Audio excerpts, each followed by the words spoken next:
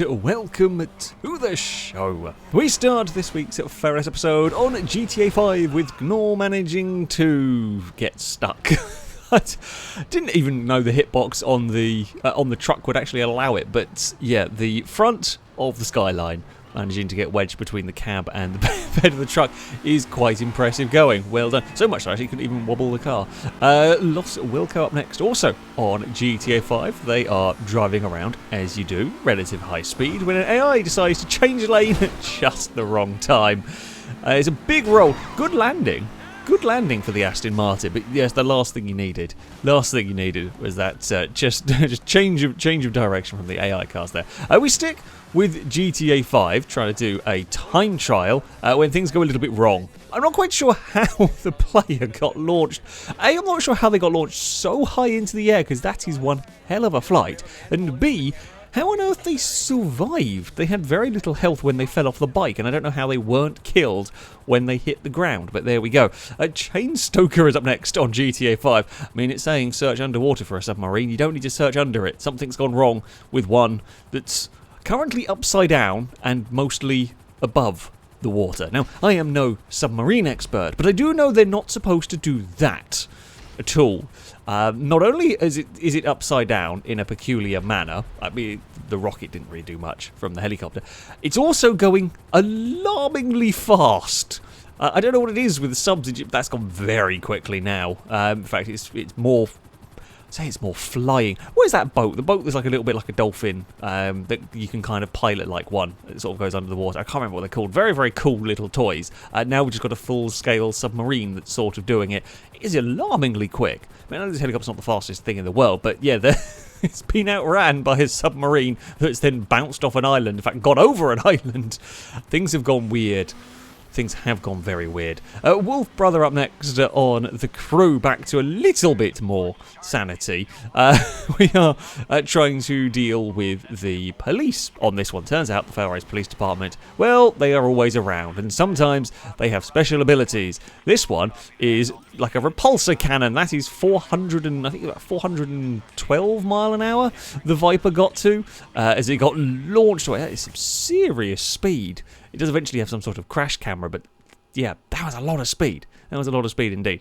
Trev is up next on a Assetto Corsa. They are driving the GR Corolla around the Nürburgring, and everything looks like it's going fairly well. Looks like it's going, I say, fairly normally, as you do around here. Carries a little bit too much speed through one corner, gets itself in trouble, bounces off one wall, and then into many, many spins.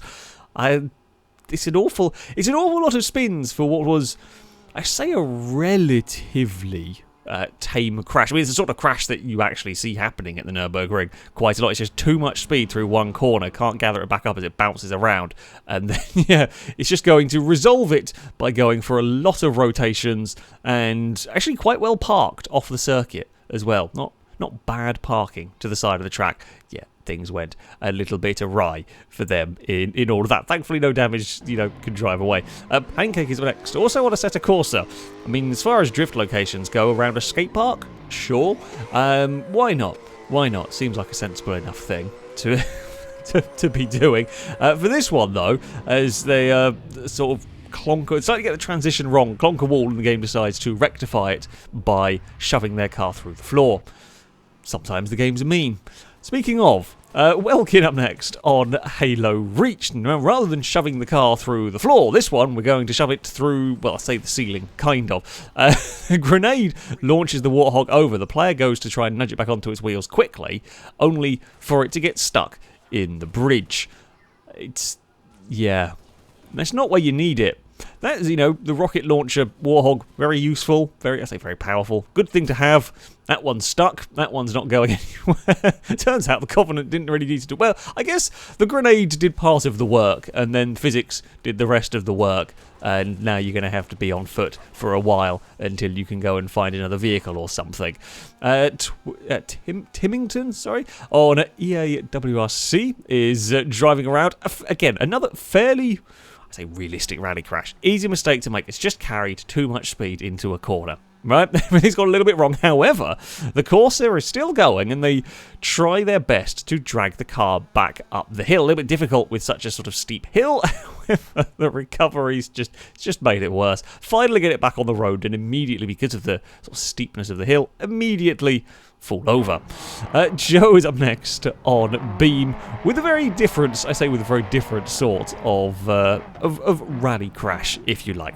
We saw the previous one. It's easy to carry a little bit too much speed into a corner, and, well, when you do that, things can go quite badly wrong. In this case, it's a bit too much speed, and things go a lot worse. That is a massive cliff. They managed to avoid most of it.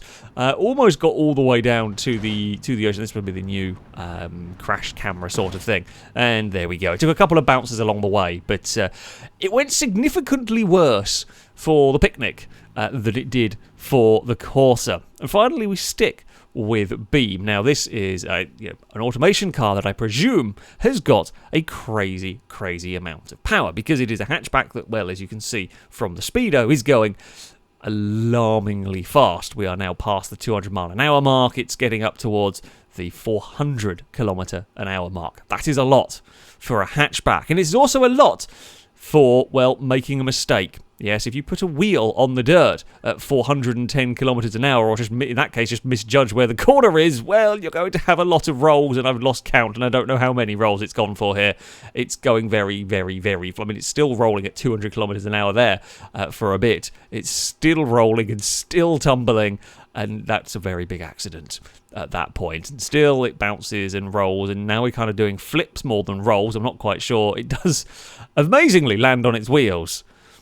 But that is, an alarming amount of roll. Turns out, all that speed in a hatchback, if it does go wrong, you have a very, very, very big accident.